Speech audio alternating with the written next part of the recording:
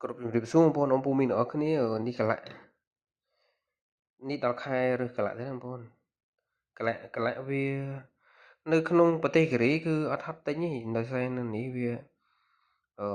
đam cả lại bên nơi cái bài tiếng bọn hơi play thầm thầm nó mà nè vì mình đã thông cho năng thì nó còn bản tài đi để sao đam với tôi trong tầm mông crop với tôi này cả lại đi cho tôi thua cả em cho tôi thua nôm cái giờ thua nôm á giờ thua nôm thua cả em thua bà em រសចំពោះរសជាតិមកវាបងប្អូនរសជាតិរបស់វាគឺឆ្ងាញ់ជាងត្រាវឆ្ងាញ់ជាងដំឡូងឆ្ងាញ់និយាយរួមឆ្ងាញ់ខ្លាំងល្មួតហើយក្លិនមកវាគឺឈ្ងុយមែនតើបងប្អូនស្អិតហ្មងឆ្ងាញ់ខ្លាំងណាស់គ្រាប់នេះហើយនៅខ្មែរយើងគេលក់ដូចជាគេលីងលក់ដូចជា1គីឡូហ្នឹងមែនដូច4 10រៀល10 20រៀលហ្នឹងអីថ្លៃតែនៅកូរ៉េនេះគ្មានហត់ទិញបងnóiតែបងប្អូនប្រកែរើសយកតែ ថងទៅ4 5ថងទៅរើស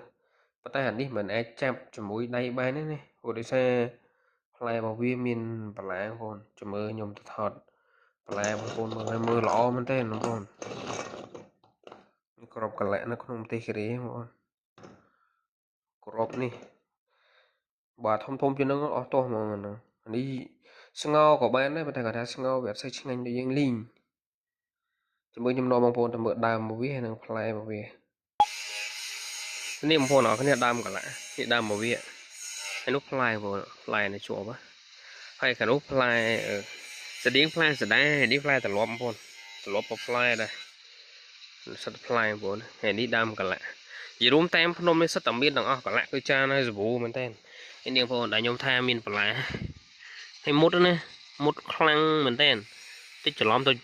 ចាប់មួយដៃអីគឺយកគ្រាប់តើតែយើងពាក់ស្បែកជើងប៉ាតាជន់ឲ្យវាបែកទៅគឺយើងមាននេះកញ្ចាប់សាច់អាំងរបស់យើងហ្នឹងចាប់វាទៅផ្លែរបស់វានេះបន្លែរបស់វាបងប្អូនមើលតែបន្លែតបងជាក់មិនយ៉ាងដូចគ្នាមុតសាហាវនេះពើតអញ្ចឹងវីដេអូនេះមានប៉ុណ្ណឹងបងអរគុណច្រើន